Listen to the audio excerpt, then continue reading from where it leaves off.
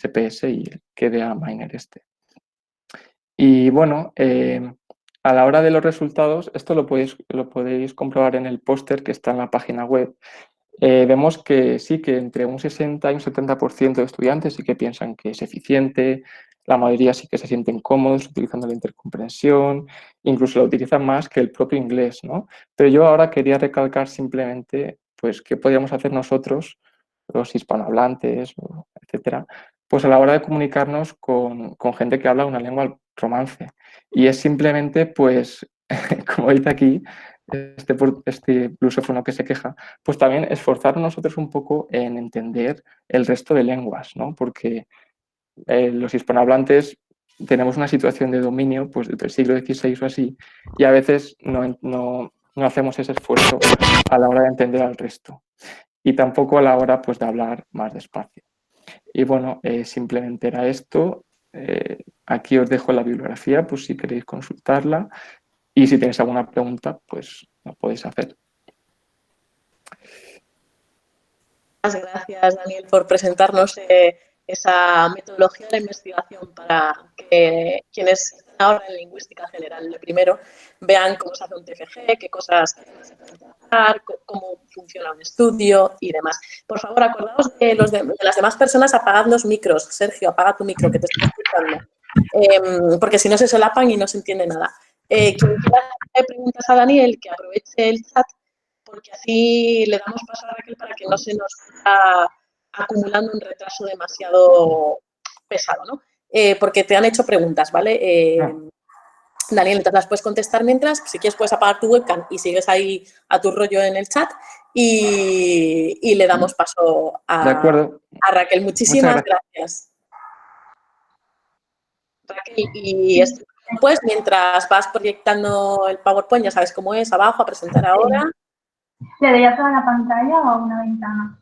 A una ventana mejor. Pero bueno, pues a lo que quieras, no pasa nada. Simplemente comodidad para ti. Sé breve por aquello de que cumplamos en la medida de lo posible los horarios y... Vale, ¿me dices si se ve ya en la presentación? Se ve ya se arranca, vale. Sí. Me apago el micro, ¿eh? Vale. Perfecto, bueno, hola a todos, todas y todes. Bueno, en primer lugar quería agradecer vuestra participación en este seminario, también a Esther y a María por la organización y darme la oportunidad de poder participar y dar, unas pequeñas pinceladas de mi TFG. Bueno, soy Raquel Vives, estudiante de cuarto de estudios ingleses de aquí de la Universidad de Alicante. Bien, mi trabajo principalmente consiste en hacer un análisis morfológico y léxico del español para expresar identidades de género no binarias, todo ello desde una perspectiva sociolingüística. Este va a ser el índice que voy a llevar a cabo a lo largo de mi presentación. Bien, voy a empezar muy breve sobre mi marco teórico. Parte principalmente de la perspectiva sociolingüística, que se podría definir como el estudio del lenguaje en su contexto social. Su propósito es definir y describir cómo los factores sociales influyen o afectan en los cambios internos de la lengua. Bien, llegados a este punto, mi objeto de estudio principalmente es la expresión morfológica y léxica de la no binariedad en el español. Ante esta situación en la que se considera que el uso social importa, es necesario para este análisis de la lengua hablar de dos posturas un poquito distintas. En primer lugar, tenemos la postura prescriptivista, es decir, donde se establecen una serie de reglas, las cuales cada hablante debe seguir para hablar correctamente. En este caso, la Real Academia de la Lengua Española pertenece a esta postura prescriptivista.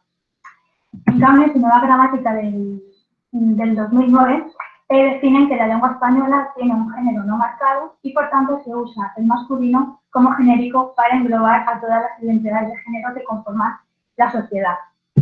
Por otro lado, tenemos la postura descriptivista, que en este caso corresponde a la sociolingüística, que se centra en cómo el hablante habla y no cómo debería hablar, ya que no todo el mundo hace uso de la lengua de la misma manera, ya que esta está en constante cambio. En este nivel estaríamos hablando del variacionismo. La importancia del uso y de los factores sociales es un argumento para explicar los cambios lingüísticos que hasta entonces no se habían hablado. Una de las variedades, bueno, la que yo me voy a centrar es la diastática, que incluye rasgos como la edad, el nivel de estudios, el género, entre muchos otros. Cuando una o varias de estas características son compartidas por un grupo de hablantes, se crea una comunidad de habla. Y, por tanto, en la comunidad de habla en la que yo me centro es la que está conformada por personas de género no binario y también por personas binarias que hacen uso de una comunicación no binaria. Sí que es verdad que antes de continuar me gustaría hacer una precisión terminológica. Esto en mi marco teórico del TCG lo plasmo haciendo como una especie de reconstrucción histórica desde un punto de vista filosófico sobre el concepto de sexo y de género. Pero para hacerlo muy breve, autores como John Money, Judith Butler, Beatriz Preciado hacen la distinción de sexo y género, es decir, el género podría basarse en una construcción social, mientras que el sexo es la parte biológica de cada persona. Por tanto, nacer con genitales masculinos no quiere decir que la identidad de género de esa persona sea de ser hombre. Bien, en esta diapositiva tengo mis 3 objetivos de la investigación, que han sido el determinar el perfil de la comunidad de habla, describir, reflexionar y analizar sobre las razones de uso de estas alternativas de comunicación no binaria y, por último, estudiar las características de este fenómeno desde el punto de vista morfológico y léxico. Bien, la metodología que he llevado a cabo ha sido principalmente desde la perspectiva sociolingüística, cuyo método ha sido un estudio exploratorio con enfoque descriptivo. Realicé un cuestionario por formularios Google que fue previamente pilotado para ver que todas las preguntas estaban bien planteadas y que iba a obtener las respuestas que yo quería obtener. El grupo fue seleccionado a través de un muestreo de bola de nieve. Vale, en esta tabla presento los objetivos por un lado, cómo he recogido los datos y cómo los he analizado.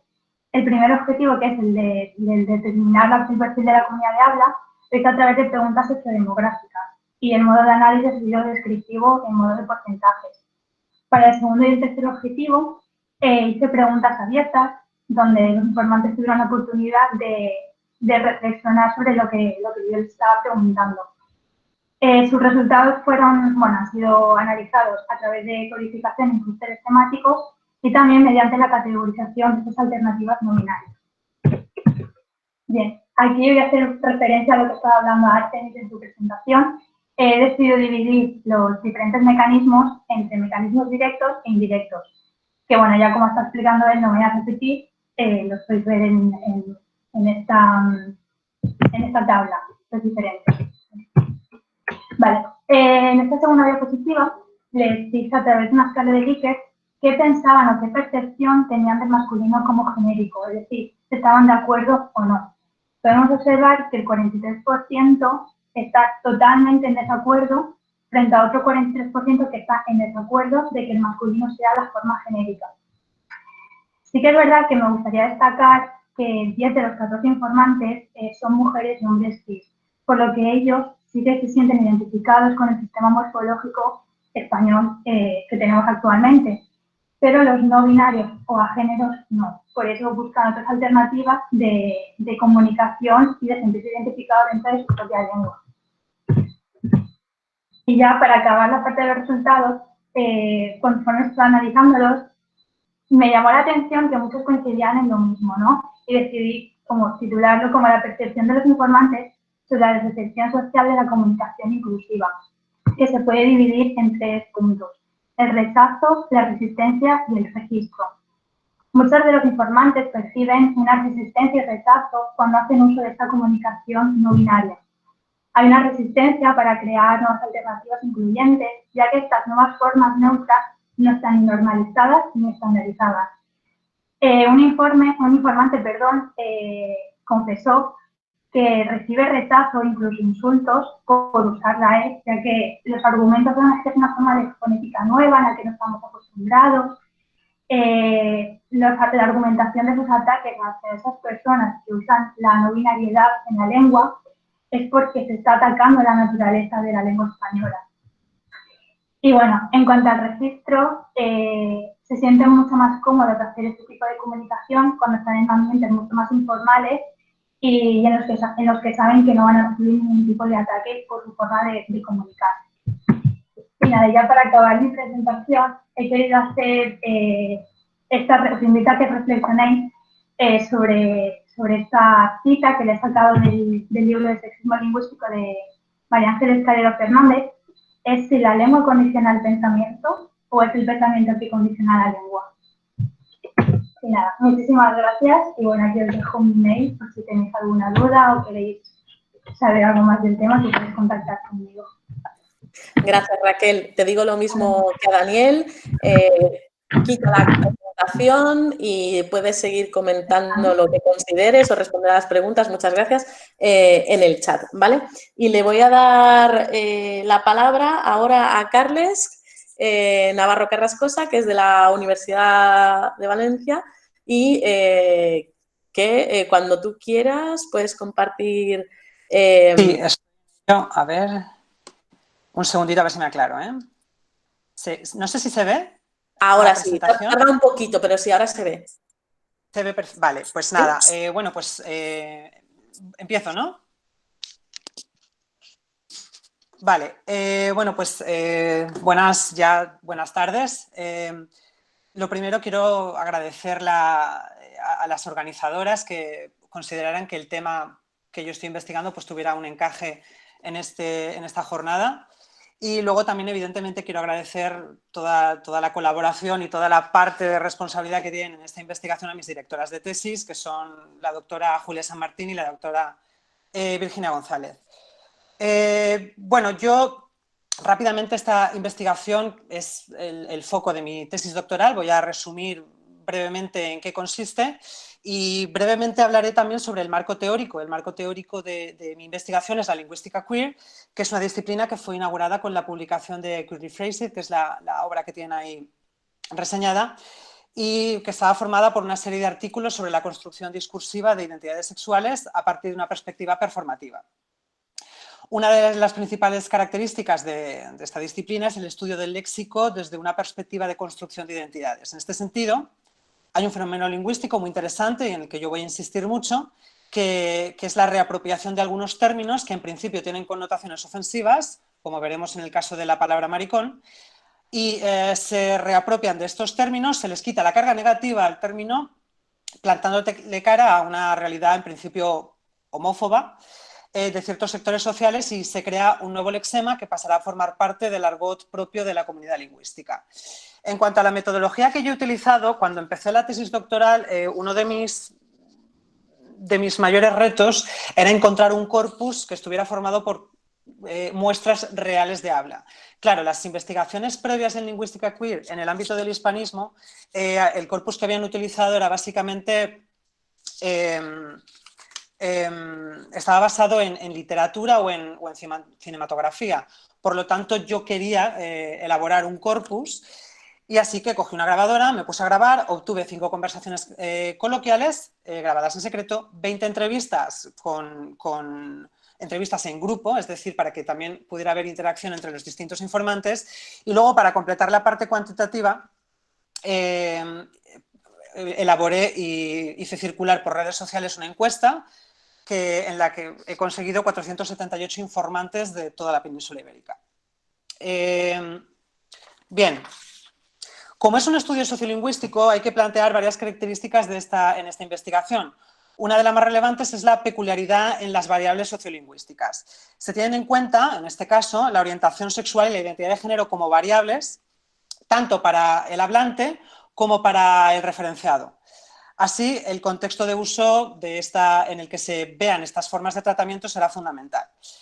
Y me gustaría empezar con la forma de tratamiento maricón. Yo trabajaré 2 en esta presentación, trabajo muchas más para la tesis doctoral, pero les presento 2 a modo de ejemplo, sea la forma de tratamiento maricón y la forma de tratamiento hetero. En cuanto a maricón, encontramos una relación de poder en 2 de los contextos en los que se impone una relación vertical, en la que el referenciado se sitúa por debajo de los estereotipos normativos del hombre hegemónico, quedando, por tanto, fuera de la norma. Tanto si el emisor de la forma de tratamiento es un hombre heterosexual como el receptor, perdón, si es un hombre homosexual como heterosexual, el referenciado con maricón queda excluido de una normalidad. bien por su orientación sexual, en el primer caso, o bien porque sus comportamientos no se ajustan a lo que se considera masculino. En otro contexto, aquí estaría el segundo, sí. En otro contexto, también entre hablantes homosexuales, se empieza a utilizar la forma de tratamiento con un sentido diferente, más positivo, y aquí tenemos una resignificación, un empoderamiento del término con el que se pretende cambiar el sentido de la voz, el punto de vista de una realidad a través de actos performativos y crear así vínculos hacia el receptor, actos de habla afiliativos. Se crea en este caso una relación de solidaridad, relación que también vemos en otro contexto, como tenemos aquí, en el que el receptor en este caso puede ser también una persona o en concreto un hombre heterosexual. Se utiliza la forma de tratamiento maricón para crear un vínculo con el receptor, es decir, estaríamos otra vez ante un acto de habla afiliativo y en el que se establecería esa relación horizontal. En cuanto a la forma de tratamiento hetero, con este lexema, pues aquí tenemos un proceso de gramaticalización, se ha pasado de un prefijo a un sustantivo o a un adjetivo y también se reapropia el término para darle un sentido que en este caso será negativo. Antes se daba un sentido positivo a la forma de tratamiento maricón, aquí es al revés, se le dan connotaciones negativas. También son importantes en este caso los contextos comunicativos. Entonces tendremos un contexto en el que los interlocutores son personas homosexuales, aquí estamos ante un tratamiento narrativo, y un contexto en el que el emisor es una persona, un hombre normalmente homosexual o una persona homosexual y el receptor puede ser o una persona heterosexual, pero también tendría un hombre heterosexual, aunque también podrían darse casos en los que el receptor pues fuera variado. Aquí estaríamos entre un tratamiento apelativo y estaríamos estableciendo nuevamente una relación de poder. Se construye nuevamente un eje vertical para degradar al referenciado. En este caso, lo que está sucediendo es que la palabra hetero, como forma de tratamiento, está obteniendo varios sentidos. En un primer lugar, un significado descriptivo en el que se refiere tanto a hombres o mujeres heterosexuales, un segundo sentido, ya con connotaciones negativas, en el que también se podría estar refiriendo tanto a hombres como a mujeres heterosexuales, pero ya en un sentido de carga negativa. Se les está excluyendo, y ahí volveríamos a los actos de habla performativos, se les está excluyendo de una nueva realidad, una nueva normalidad que se está construyendo desde dentro del colectivo. Y por último, un tercer caso sería un sentido negativo nuevamente, solo estaríamos haciendo referencia a hombres, y además se le están dando un sentido de una carga negativa en el que se refiere a la poca inteligencia o la poca intolerancia de estos referentes. En el gráfico brevemente verán que este tercer uso es el menos frecuente, pero un 20% de frecuencia pues no es cualquier tontería, es algo que se está extendiendo. Y ya para concluir y cierro rápidamente, y brevemente diré que, volviendo a las relaciones de poder y solidaridad que comentaba, la forma de tratamiento maricón establece dentro de esta comunidad de habla una relación de solidaridad, pues la mayoría de actos de habla en los que aparece tienen una intención afiliativa y los usuarios la utilizan para marcar pues, una relación entre iguales con un interlocutor, incluso cuando estos no son hombres gays. Y, por otro lado, la forma de tratamiento hetero es utilizada dentro de la comunidad de habla con usos apelativos o narrativos que tienen connotaciones negativas. Como hemos visto, puede ser utilizada cuando el referente es un hombre heterosexual o un hombre homosexual. En este último caso sería para degradar al tercero y rebajarlo a la categoría de hetero.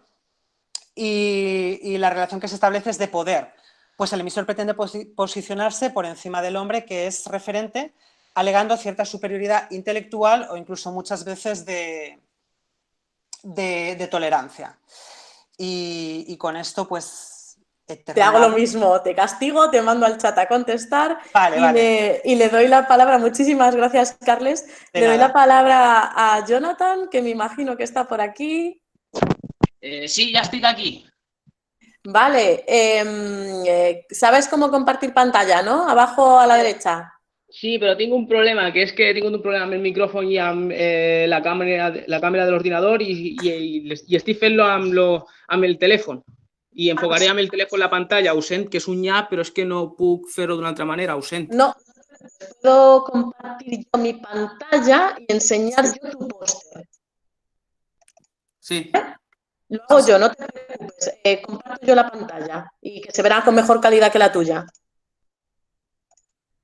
Y puedes hablar. Pero, o sea, quiero decir, que en vez de grabarlo, o sea, que en vez de enseñar lo que estás enseñando tú, que con la calidad del móvil será peor, apaga tu webcam, deja tu micro y ya muestro yo tu presentación, ¿vale?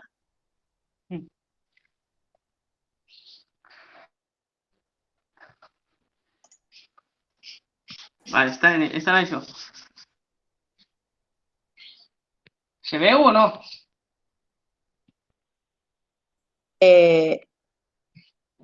¿Se veu? No. No sé, ¿se ve? ¿Se ve? ¿Lo veis? ¿O soy yo que no lo veo? No, no se ve.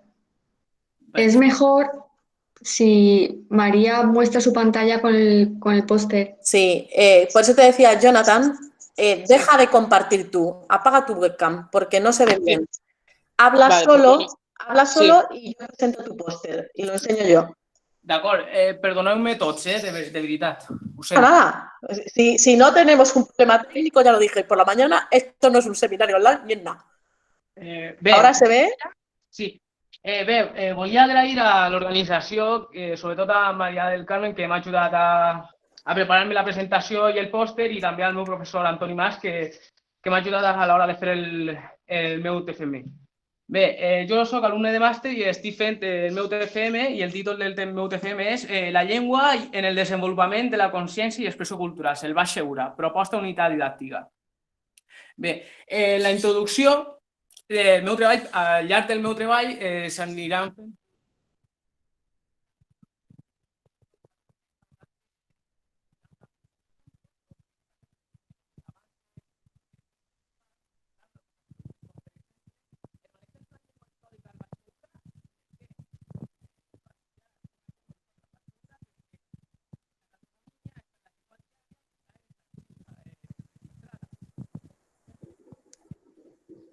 No se oye nada. Se sent o no? Ahora sí. Bé, després, el valencià ha sigut part fonamental en la vida del Baix Segura? Doncs evidentment que ha sigut part fonamental en el Baix Segura. Per què? Perquè ha sigut la llengua dels tres estaments socials, és a dir, dels camperols, dels artesans i dels cavallers, cosa que feu que en 1437 fora declarada ciutat, o sigui, era la llengua de tots els estaments, de dalt a baix. Després, què passa perquè es perdrà el valencià si tan important i tan parlada era la llengua? Doncs principalment es perdé per tres motius. Un font l'expulsió dels moriscos el 1609, després les dos pestes del segle XVI que assolaren la comarca i la deixaren pràcticament despoblada, i finalment en el segle XVIII els decrets de nova planta que feren l'administració única i el valencià deixà de ser llengua administrativa, per la qual cosa a Oriola, com he dit anteriorment, les pestes afectaren moltíssim i la població baixa moltíssim. Hi havia molt poca població valencianoparlant. I què passa? Que si el valencià deixa de ser la llengua d'administració, el valencià ja no té utilitat, perquè són una minoria a Oriola i ja no serveix el valencià per a res. Per tant, el valencià s'abandona, com efectivament passa a mitjans del segle XVIII.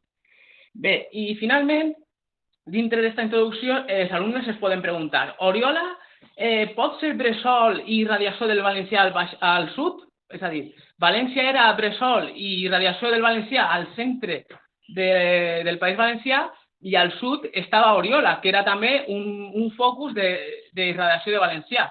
Per exemple, al Baix Vinalopó i a Guardamar, uns infinitius es diuen nastre, parestre, conèixer, que són nàixer, pareixes i conèixer, que és també molt paregut al francès.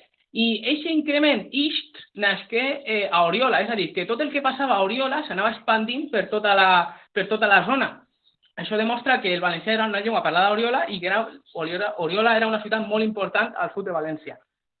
Bé, quant als objectius, doncs l'objectiu del treball és crear una unitat didàctica que estigui a l'abast dels professors de valencià per a conèixer el Baix Segura. És a dir, que el puga utilitzar un professor tant que treballa al COI i que puga ensenyar als alumnes del COI que a Oriola es parlava valencià o al Baix Segura es parlava valencià, i perquè molts alumnes pensen que de la vila cap avall és Múrcia i no se parla valencià o no se parla valencià, que passa, però no, això és fals. A Oriola es parlava valencià i al Baix Segur i així al sud també continuem parlant valencià.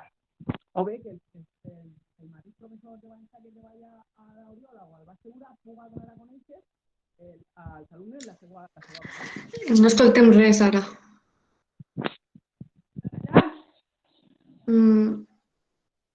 Se sent o no? Ara sí. Bé. Altra qüestió. Doncs acabar amb els prejudicis lingüístics i parlar de la història de la llengua al Baix Segura, és a dir, parlar de la història, és a dir, de com era una ciutat valencianoparlant el procés de ser ara una ciutat castellanoparlant o una comarca castellanoparlant. Així com també acabar amb els prejudicis lingüístics, com que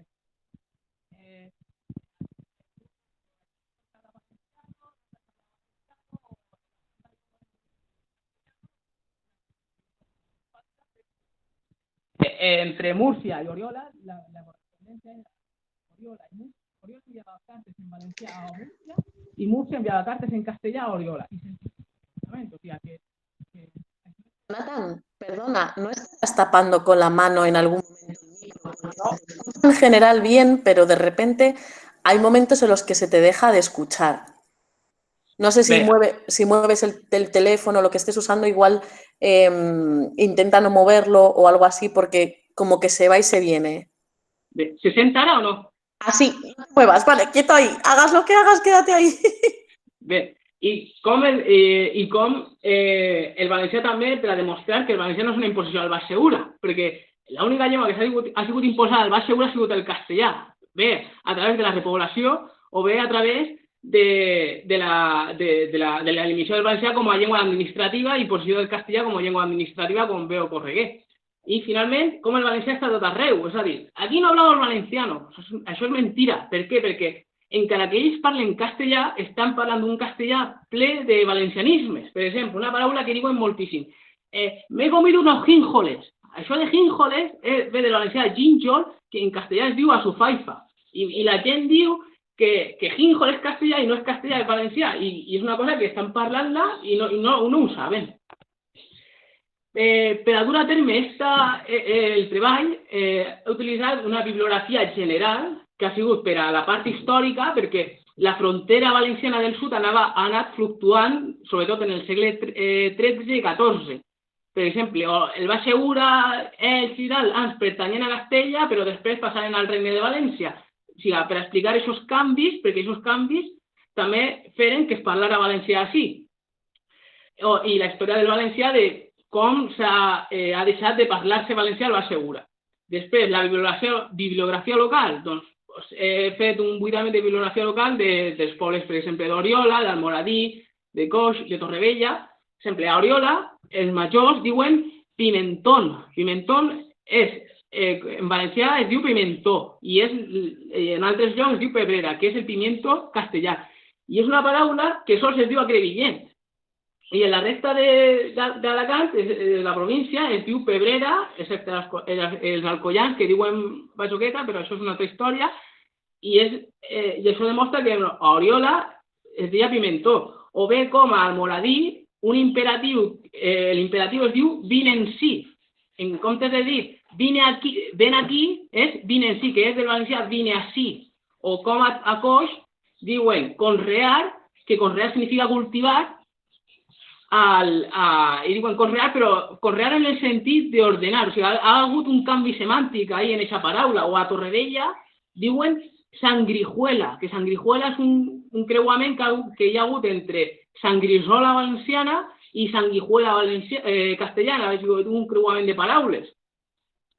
Després, en la documentació arxivística, doncs, he obtingut la reclamació del bisbat Oriola, perquè una de les argumentacions principals per a crear el bisbat Oriola era el valencià. O sigui, l'única El motiu per a crear el Bisbat d'Oriola era el valencià, no era una altra cosa. Per tant, és part fonamental del poble d'Oriola o del Baix Segura.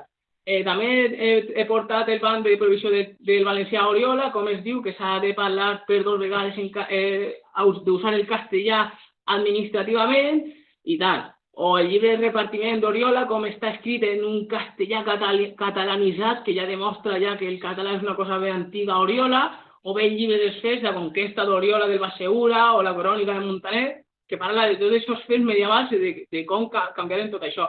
Clarament amb la finalitat que els alumnes coneguen la seva història. I ja està, aquesta és la meva presentació. Moltes gràcies per sentir-me. Si teniu algun dubte o alguna qüestió, estic així per a respondre. I vos pregue disculpes per la manera que he presentat la meva presentació, de veritat. No te preocupes. Muchas gracias, Jonathan. Te mandamos al chat a contestar y con los problemas técnicos entendemos que es difícil estar centrado para explicarse bien. No te preocupes para nada. Y Sergio, eres el último y te doy... te vamos a dar 4 minutos. Así que rapidico, como te enrolles te echamos, ¿eh? Vale, antes que nada me gustaría, se ve todo bien, ¿no? Antes que nada me gustaría agradecer a María, a Carlos Navarro, a De Monacho y también, que son personas que me han dado consejos para este trabajo, y también a Esther y a Larisa por organizar este congreso, ¿no? Este seminario, perdón. Entonces, bueno, mi estudio va sobre la caracterización del morfema A usado entre hombres gays o bisexuales jóvenes en Twitter, y me he basado en una encuesta que ha respondido 115 personas y unas muestras que he ido recogiendo también, que no es un corpus porque no está del todo consolidado, pero bueno, por ahí va. Bien, antes que nada, el uso del femenino entre hombres gays o bisexuales en Twitter responde a un acto performativo. Como no me da tiempo a explicarlo, pues bueno, leeros el género en disputa, que allí lo dicen todo muy bien. En fin, lo que quiero decir es que cuando un hombre gay o bisexual utiliza el femenino para referirse a sí mismo o a otros hombres gays o bisexuales, no es un género vacío que solo tiene información gramatical. No voy a hablar de que tenga sustancia semántica, pero sí que se asocia a un concepto mental en el que el género no marcado, que en teoría no es tan marcado como parece, se asocia con lo heterobásico, con lo brusco, con lo tosco, y el uso del femenino se asocia con lo ligero, con lo suave y con lo elegante. Y eso corresponde muy bien con las diferencias discursivas que estudia, por ejemplo, el grupo Griale, ¿no?, en la Universidad de Alicante. También tiene un sentido discursivo el uso de ese femenino por hombres gays y bisexuales. Tiene un valor político, disolver las barreras del género, reivindicar la pluma, apropiarse del ataque patriarcal, porque debemos recordar que el primero en conceptualizar al gay como un género fallido es el propio discurso heteropatriarcal, ¿no? Entonces el gay se apropia de ese ataque y lo convierte en un arma, como la palabra maricón. También tiene un valor deíctico, que no solo tiene la función de designar a los gays como sujetos políticos, sino también en entornos no tan conscientes, ¿no? Por ejemplo, yo qué sé, en un bar de ambiente, etcétera.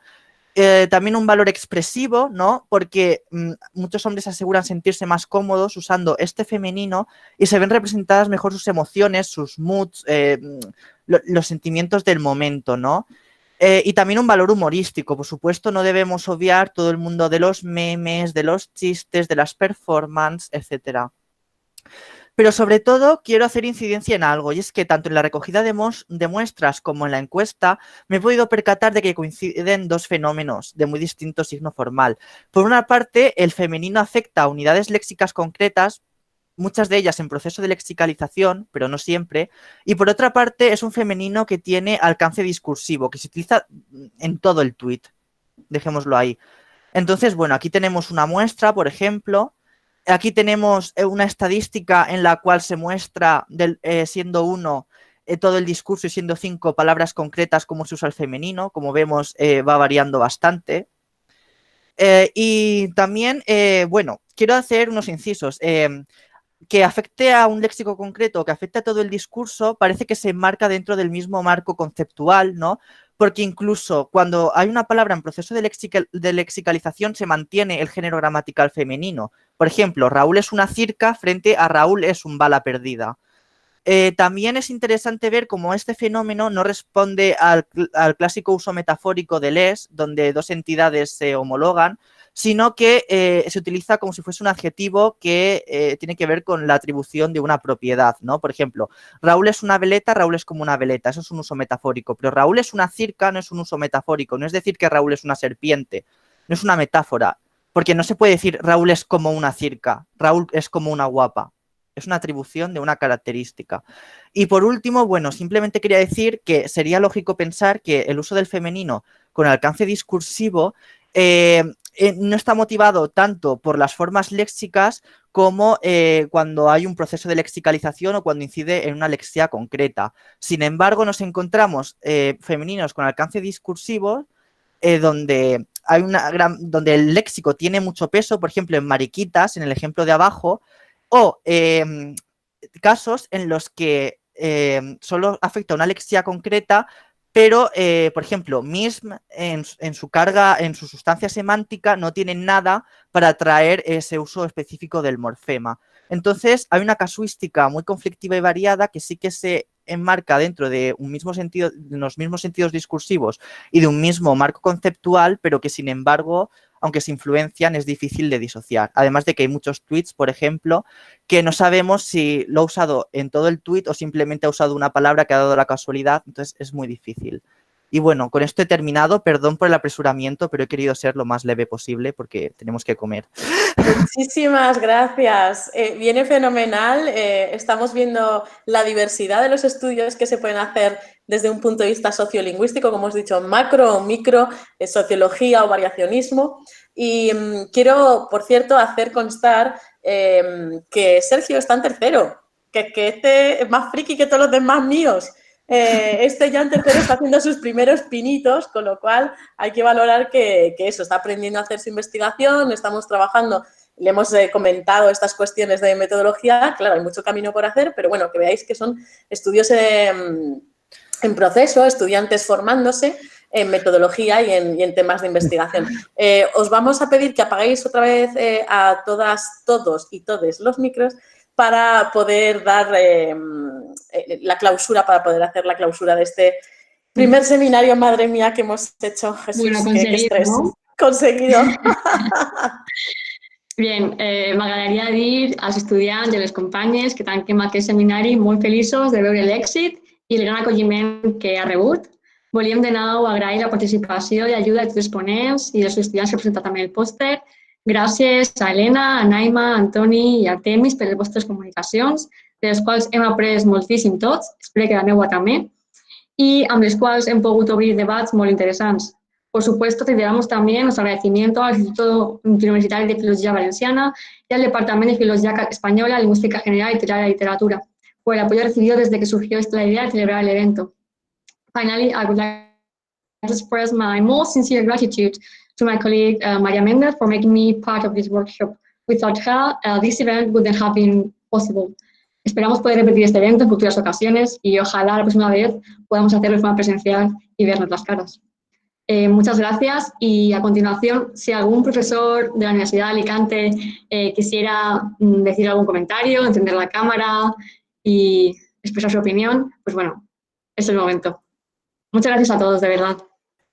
Muchas gracias, moitas grazas por todo a quen tivo do tempo hoxe de compartir connosco esta primeira experiencia virtual para, como dicía Susana Pastor, facer da necesidade de virtude, procurar, na medida do posible, garantizar a calidade da formación dos nosos estudiantes a pesares da situación actual. Esther, eres un sol. ¿Cuánto te quiero? ¡Madre mía! Chicas, muchísimas gracias. Muchísimas gracias. Muy, muy, muy orgullosa de formar parte de un área como de la que vosotras formáis parte. Y de verdad que estábamos todos ahí en UNAI a ver cómo salía eso, cómo iba a desarrollarse todo el asunto. Y ha sido perfecto, perfecto. Un ejemplo de coordinación fantástico. Mi más sincera enhorabuena y muchísimas gracias, muchísimas gracias. Gracias, Larisa. Bueno, no sé si hay alguien más que quiera hablar, pero yo la verdad que os quería felicitar y la verdad que sois un ejemplo de pues, no sé, de paciencia, de trato, de todo, todo, todo. La verdad que, y luego de moderación lo habéis moderado súper bien, súper bien. Así que nada, que me siento también orgullosa y afortunada de haber podido participar en este seminario. Así que hasta el próximo, chicas.